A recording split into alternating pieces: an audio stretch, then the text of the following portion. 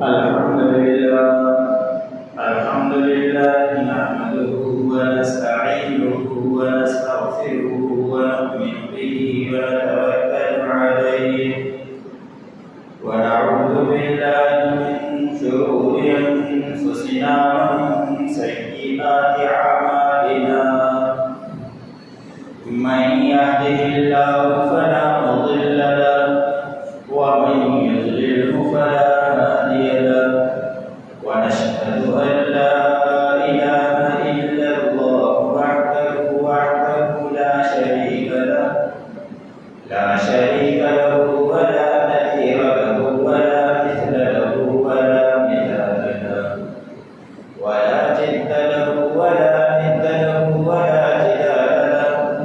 ونشهد أن سيدنا ومولانا محمدا عبده ورسوله أما بعد فأعوذ بالله من الشيطان الرجيم بسم الله الرحمن الرحيم والذين يكنزون الذهب والفضة ولا ينفقونها في سبيل الله فبشرهم بعذاب أليم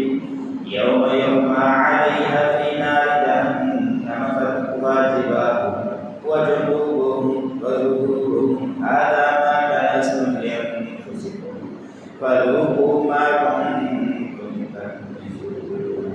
وقال النبي صلى الله عليه وسلم حسنوا أموالكم بالزكاة وداووا مرزاكم بالصدقة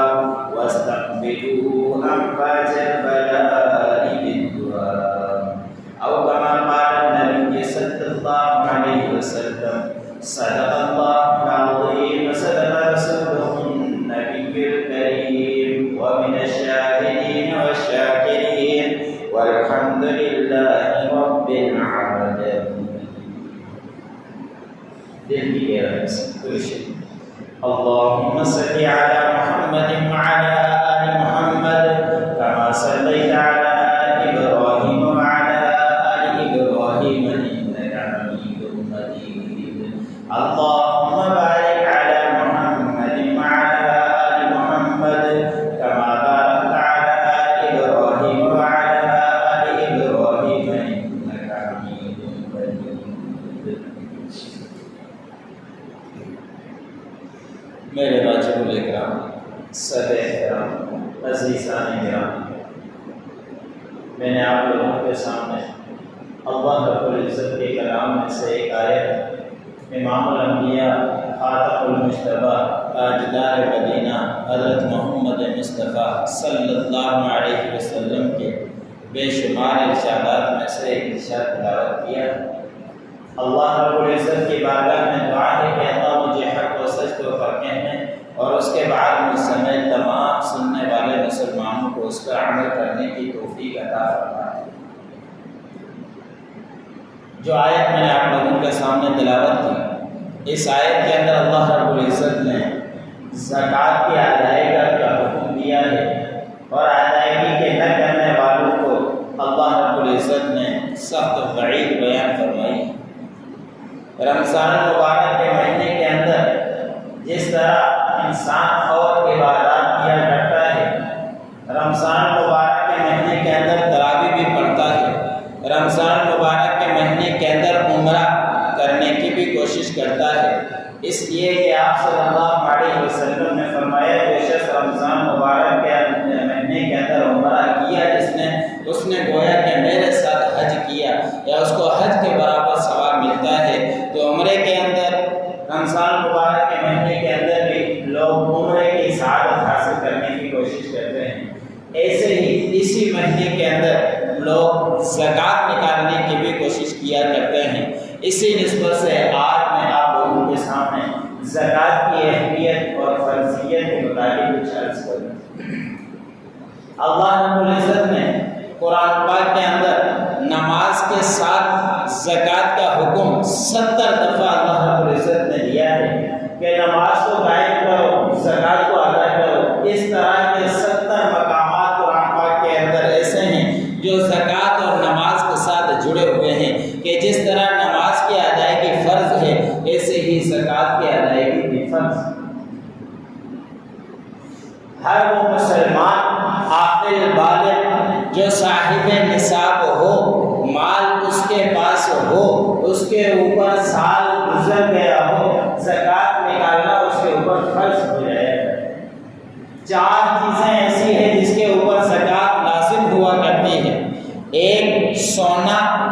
دوسرا چاندی، تیسرا نقد رقم، چوتھا مال تجارت۔ جس کے پاس یہ 4 چیزیں ہوں اور وہ نصاب کی مقدار کو پہنچ جائیں، اس کے بعد اس کی ادائیگی کے سال گزر جائے تو سال کے بعد اس کو مال کے زکوٰۃ کی ادائیگی لازمی ہو جائے گی۔ کسی کے پاس صرف سونا ہی ہے اور کوئی ملکیت نہیں ہے تو اس کے اوپر 7.5 تولہ سونا دیکھا جائے گا کہ اگر اس کے پاس ہے تو اس کے اوپر زکوٰۃ ہوگی، ورنہ نہیں۔ لیکن اگر کسی کے پاس سونا تھوڑا ہے، نقد رقم موجود ہے، چاندی موجود ہے، اب یہ چیزیں 52.5 تولہ چاندی کی مقدار تک پہنچ جائیں تو اس کے اوپر زکوٰۃ لازم ہو جائے گا۔ آج کل کے انسان یہی سمجھتا ہے مسلمان کہ جس کے پاس 7.5 تولہ سونا ہو اسی کے اوپر زکوٰۃ ہے اور ان کے اوپر زکوٰۃ نہیں۔ یہ شرعی مسئلہ ہے کہ صرف 7.5 تولا ہو، سونا ہو اور کچھ بھی اس کے پاس ملکیت نہیں ہے، یہاں تک کہ 10,000 روپے بھی اس کے جیب میں نہیں ہے تو اس وقت 7.5 تولا سونا کو دیکھا جائے گا۔ لیکن اگر اور بھی اس کے پاس کچھ رقم موجود ہے تو اس کے 7.5 تولا سونا کے بجائے 52.5 تولا چاندی کی مقدار دیکھی جائے گی۔ وہ آج کی ملکیت تقریباً وہ چاندی کے روز اخباروں کے اندر آ جاتی ہے، مارکیٹ کو پتہ چل جاتا ہے کہ ایک چاندی کے گرام کی قیمت کیا ہے، ایک تولے کی قیمت کیا ہے۔ اس کی قیمت لگانے کے بعد جتنی مقدار بنتی ہے اس کے بعد دیکھیں کہ اتنا میں مالک ہوں اور میرے اوپر سال گزر گیا ہے تو اس کو مال کی زکوٰۃ نکالنا سے۔ علماء اکرام نے مثالیں دے کر بیان فرمایا ہے کہ والد جب اپنے بچے کو روز جیب خرچ دیتا ہے اور روز اسکول جا رہا ہے، جیب خرچ لے کے جا رہا ہے اور کسی دن والد اس سے وہ رقم تھوڑی سی مانگ لے، فرما بردار بچہ وہی ہے جو اپنے والد کے حکم کی اطاعت کرتے ہوئے اسی میں سے کچھ والد کو اٹھا کر دے دے تو اس سے والد کو خوشی بھی ہوگی اور وہ فرما بردار بچہ بھی کہلائے گا۔ یہی حکم علماء اکرام نے مثال دے کر بیان فرمایا کہ اللہ رب العزت نے ہمیں مال دیا ہے، یہ ملکیت اللہ رب العزت کی ہے۔ اللہ رب العزت نے ہم مسلمانوں کے اوپر کتنا بڑا احسان کیا ہے، پورا مال نہیں مانگا، اگر پورا مال بھی مانگ لیتے تو بھی صحیح ہوتا، لیکن اللہ رب العزت نے یہ حکم نہیں۔ انسان یہ سمجھتا ہے کہ میں نے یہ علم حاصل کیا ہے، اس بنا پر جا کے میں مال جمع کیا ہے، میں نے اپنے دماغ سے کام کیا ہے۔ اس کو یہ تو سوچنا چاہیے کہ دماغ دینے والا کون ہے، علم کی حاصل کرنے والا کروانے والا کون ہے، تجھے سمجھ دینے والا عقل دینے والا کون ہے۔ ساری دانے بانے جا کے اللہ رب العزت کے ساتھ ملتے ہیں، یہ سب کچھ کرنے والے اللہ رب العزت کے ساتھ ہے۔ تو اللہ رب العزت اگر یہ حکم دیتے کہ سارا مال اللہ کے راستے میں لوٹا دو تو بھی حکم بجا تھا، لیکن اللہ رب العزت نے ہم مسلمانوں کے اوپر کتنا بڑا احسان ہے، اپنے مال میں سے 40واں حصہ نکالنے کا، 25,000 میں 1,00,000 میں صرف 2,500 روپے نکالے، 40,000 میں سے 1,000 کیا فرق پڑتا ہے اس مال کے اندر؟ یہ 8 حصے نمک کے برابر ہے، لیکن اس کو بھی ہم صحیح طریقے سے نکالنے کے لیے تیار ہیں۔ اس کی وعید جو اللہ رب العزت نے قرآن پاک کے اندر بیان فرمائی ہے، جو خطبے کے اندر تلاوت کی، اس کا ترجمہ تھوڑا سا سن لیں، اس سے پتہ چل جائے گا۔ اللہ رب العزت نے فرمایا کہ وَالَّذِينَ يَكْنِزُونَ الذَّهَبَ وَالْفِضَّةَ وَلَا يُنْفِقُونَهَا فِي سَبِيلِ اللَّهِ، کہ جن لوگوں کو اللہ رب العزت نے سونا چاندی اور مال دیا ہے اور وہ خرچ نہیں کرتے اللہ کے راستے میں، فَبَشِّرْهُم بِعَذَابٍ عَلِيمٍ، کہ ایسے لوگوں کو خوشخبری دے دیجیے دردناک عذاب کہ اللہ رب العزت نے مال دیا ہے اور اس مال کو جمع کرنے کی لالچ میں جمع کرے چلا جا رہا ہے، لیکن اس مال کو اللہ کے راستے میں خرچ نہیں کرتا، اس کے لیے اللہ رب العزت نے فرمایا کہ ایسے لوگوں کو دردناک عذاب کی خوشخبری دے دیجیے۔ یہ مال یہی پڑا کا پڑا رہ جائے۔ انسان سمجھتا ہے کہ سارا مال میرا ہے اور یہ میرے پاس ہی رہے، لیکن ایک وقت آنا ہے اسی انسان کی آنکھیں بند ہو جائے گی اور یہ مال یہی پڑا کا پڑا رہ جائے گا اور دوسروں کے پاس چلا جائے گا، لیکن وہ مال جو اللہ کے راستے میں اگر ہم نے خرچ کر دیا وہ مال باقی رہنے والا ہے، اور جو ہمارا یہی رہ گیا وہ باقی رہنے والا نہیں ہے، وہ نقصان دینے والا۔ اس لیے اللہ رب العزت نے فرمایا وَمَا عِندَهُمْ يَنْفَدُ وَعِندَ اللَّهِ بَاقٍ کہ جو کچھ اللہ رب العزت کے پاس تم نے پہنچا دیا وہ باقی رہنے والا ہے، اور جو تم نے اپنے پاس رکھا وہ ضائع ہو جائے۔ اللہ رب العزت کے پاس کون سا مال رہے گا؟ اللہ رب العزت نے قرآن پاک کے اندر بیان فرمایا کہ جو چیز اللہ رب العزت کے راستے میں دو گے وہ احسن قرض کو اللہ رب العزت نے دیا ہے کہ اللہ کے راستے میں قرض دینا، اور جو کسی انسان کو دنیا کے اندر قرض دیا کرتا ہے اس کی امید ہوتی ہے کہ واپس لوٹائے گا، جس کو اللہ رب العزت قرض کہہ رہے ہیں، اچھا قرض کہہ رہے ہیں، وہ ضرور ہمیں اللہ رب العزت لوٹائے گا۔ آپ صلی اللہ علیہ وسلم نے ایک دن اما عائشہ صدیقہ رضی اللہ تعالیٰ عنہ سے فرمایا کہ بکری کو ذبح کرو، اس کو صدقہ کر دو۔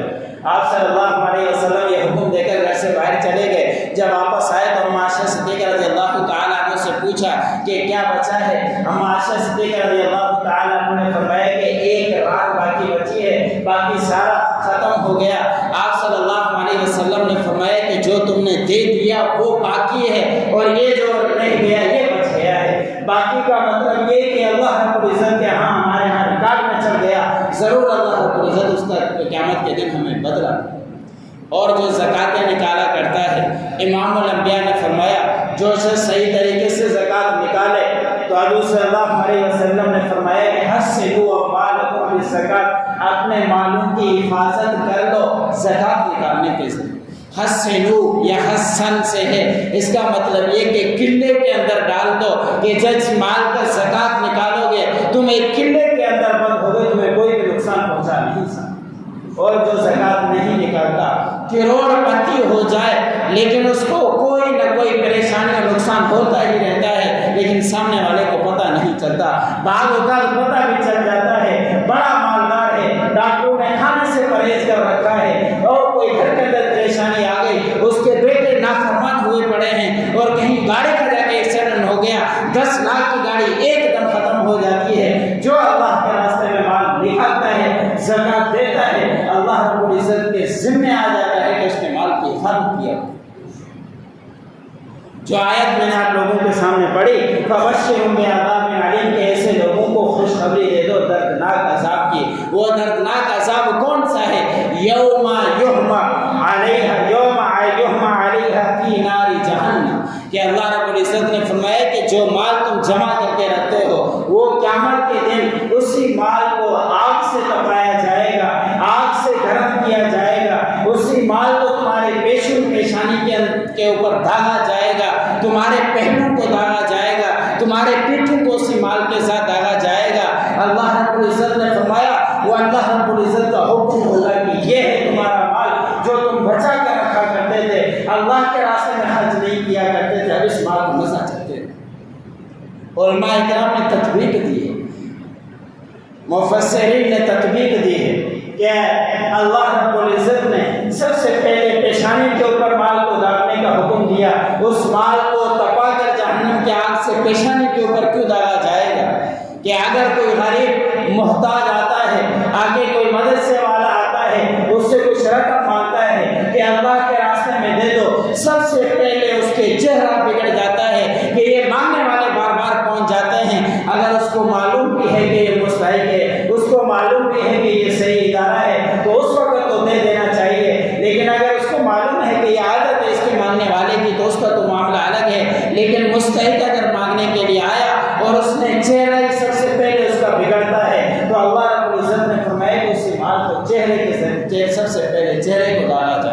پھر اللہ رب العزت نے فرمایا کہ اس کے پہلو کو داغا جائے گا۔ جب وہ مال مانگنے والا آتا ہے سب سے پہلے چہرہ بگڑتا ہے، پھر اس سے منہ موڑ لیتا ہے، منہ موڑ لینے کی وجہ سے اللہ رب العزت نے فرمایا کہ اس کے پہلو کو داغا جائے گا۔ پھر اللہ رب العزت نے فرمایا کہ اس کے پیٹھ کو داغا جائے گا۔ علماء کرام نے تطبیق دی ہے کہ اس لیے اللہ رب العزت نے فرمایا سب سے پہلے چہرے کو، جب وہ منہ موڑتا ہے پہلو کو، وہ منہ موڑ کر واپس چل دیتا ہے تو اسی مال کو اس کے پشت دیتا ہے۔ اس لیے ہمیں چاہیے کہ اللہ رب العزت نے اگر ہمیں مال دیا ہے، اس مہینے کے اندر ہم نکالنے کی کوشش کرتے ہیں زکوٰۃ کی، تو پابندی کے ساتھ صحیح طریقے سے حساب لگا کر جس مال کی زکوٰۃ دی جاتی ہے، اللہ رب العزت اس مال کی حفاظت کرنے کے ضامن بن جائے گا۔ اور وہ صرف اندازے سے نہ نکالے، جتنا مال ہے ایک دن بیٹھ کر 10-15 منٹ بیٹھ کر اس کا نقشہ بنائے، اتنا یہ مال ہے، اتنا یہ مال ہے، اتنا یہ مال ہے، اس کو سارا کو جمع کرنے کے بعد حساب لگائے کتنی میرے اوپر زکوٰۃ آتی ہے، نکال دے، سارے مال کا ذمہ اللہ رب العزت خود اٹھائے، اندازے سے نہیں۔ اندازے سے نکالنے سے صحیح نہیں کرتی۔ اگر کسی کا کاروبار ہے، وہ دکان کا کام کیا کرتا ہے، تو اس دکان کی جو مالیت ہے وہ بیچنے کے حساب سے دیکھی جائے گی۔ اس کا علماء کرام نے شرعی مسئلہ یہ لکھا ہے کہ اگر دکاندار ہے وہ دکان کا حساب اس طرح لگائے کہ اس سارے دکان کے سامان کو میں بیچ دوں ابھی تو کتنی قیمت لگے گی، اس قیمت کے حساب سے اس کے مال کی زکوٰۃ۔ شروع میں عرض کیا 4 مال ایسے ہیں جس کے اوپر زکوٰۃ لازم ہوتی ہے۔ ایک سونا جس کے گھر کے اندر موجود ہو، استعمال میں ہو یا رکھا ہو، اس کے اوپر زکوٰۃ لازم ہو جاتی ہے۔ نمبر 2 چاندی جس کے پاس موجود ہو، اس کے اوپر زکوٰۃ لازم ہو جاتی ہے۔ نمبر 3 نقد رقم جس کے پاس موجود ہے، اس کے اوپر زکوٰۃ لازم ہو جاتی ہے۔ نمبر 4 مال تجارت جس گھر کے اندر ہو، جس کے پاس موجود ہے، ان 4 چیزوں کے اوپر زکوٰۃ ہے، باقی کسی چیز کے اوپر بھی زکوٰۃ نہیں۔ کتنا اللہ رب العزت نے ہمارے لیے آسانی کا سودا کر دیا، کتنی آسانی ہمیں دے دی، کوئی حساب نہیں۔ اور پھر اتنی سہولت اللہ رب العزت نے دے دی کہ آج اگر رمضان المبارک کی 12 یا 13 تاریخ ہے، اس تاریخ کو وہ حساب لگا لے کہ آج کے دن میرے پاس 10 لاکھ روپے ہیں، پھر اللہ رب العزت نے چھوٹ دے دی، پورا سال مال کو استعمال کرتے رہو، پھر دوبارہ جب رمضان المبارک کی 12 یا 13 تاریخ آئے گی اس وقت دوبارہ حساب لگائے کہ کتنا مال بچا۔ پورے سال بیچ کا حساب اللہ رب العزت نے ہمیں نہیں دیا، کتنی اور سہولت، بیچ کا کوئی حساب نہیں، جو آیا گیا ہوتا رہا وہ ہوتا رہا۔ اب حساب کرنا ہے 13 یا 12 تاریخ کو کہ آج ہمارے پاس پچھلے سال کے اندر 10 لاکھ ہوتے، آج میرے پاس کتنے ہیں۔ اگر 8 لاکھ روپے ہیں تو 8 کی زکوٰۃ، اگر 12 لاکھ ہو گئے تو 12 لاکھ کی زکوٰۃ۔ اتنا آسان اللہ رب العزت نے ہمیں اختیار کیا ہے، اس کے باوجود بھی ہم اس کو عمل کرنے کے لیے تیار ہیں۔ یاد رکھیں جو مال کی زکوٰۃ نہیں نکالتا اللہ رب العزت دوسرے راستے سے اس کا مال نکلتا رہتا ہے۔ اس لیے ان 4 چیزوں کا ہمیں غور کرنا چاہیے۔ اگر کوئی صاحب تجارت ہے تو اس کا اپنا حساب لگا لے، اگر نقد رقم بینک کے گھر کے اندر موجود ہے اس کا حساب لگا لے، جتنی ہو صحیح طریقے سے زکوٰۃ نکالنے کی کوشش کرے۔ صرف 40واں حصہ نکالنا ہے۔ اندازہ کریں کہ جتنا بھی مال موجود ہے پڑا رہے، صرف 1 لاکھ میں سے 2500 روپے دیں، کون سا بڑا مشکل کام پڑ جاتا ہے۔ اور یاد رکھیں کہ ضابطہ ہے، اصول ہے، ہم دنیا کے اندر بھی دیکھتے رہتے ہیں، جو چیز جاتی ہے وہ خود بخود بڑھتی رہتی ہے، گھٹتی ہے تو بڑھتی رہتی ہے۔ اس کے علماء کرام نے مثال دی ہے، انسان اپنے بال کٹواتا ہے، اگر بال نہ کٹوائے ایک حد آ جاتی ہے، اس کے بعد بڑھتے نہیں، لیکن پیدائش سے لے کر انسان بڑھاپے تک بال کاٹتا رہتا ہے، اگر اس کو جمع کرے کتنے بڑے بن جائیں گے۔ تو اللہ کے راستے میں مال نکالنے سے کمی نہیں ہوگی، اللہ رب العزت اضافہ کرتے رہے۔ ایک جگہ پانی کھڑا رہتا ہے تو پانی کھڑے رہنے کی وجہ سے گھگرا ہو جاتا ہے، خراب ہو جاتا ہے، اس سے وضو جائز نہیں ہے۔ لیکن اگر پانی چلتا ہی رہتا ہے تو چلنے کی وجہ سے پاک بھی رہتا ہے، اس سے وضو بھی جائز ہے، اس کے اندر بدبو بھی نہیں ہے۔ تو اس لیے ہمیں چاہیے کہ اگر ہم صاحب نصاب ہیں اور اللہ رب العزت نے ہمیں استطاعت دی ہے تو اس کا صحیح طریقے سے حساب لگا کر اللہ کے راستے میں مال دینا چاہیے۔ اور سال اگر گزر گیا ہے تو سال نکالنے کے بعد، اگر سال ابھی نہیں گزرا، جب سال گزرے جس مال کا، اور یہ حساب ہمیں چاند کے حساب سے لگانا چاہیے۔ جو زکوٰۃ کا حساب انگریزی حساب لگاتے ہیں وہ طریقہ صحیح نہیں ہے، چاندی کے حساب سے زکوٰۃ نکالنی چاہیے، اور کوشش کر کے ہم صحیح طریقے سے زکوٰۃ نکالیں۔ اللہ رب العزت خود ہمارے مال کے ضامن بن جائیں گے۔ جتنی بھی باتیں ہیں اللہ مجھے بھی سننے والوں سے باتوں پر عمل کرنے کی توفیق عطا فرمائے۔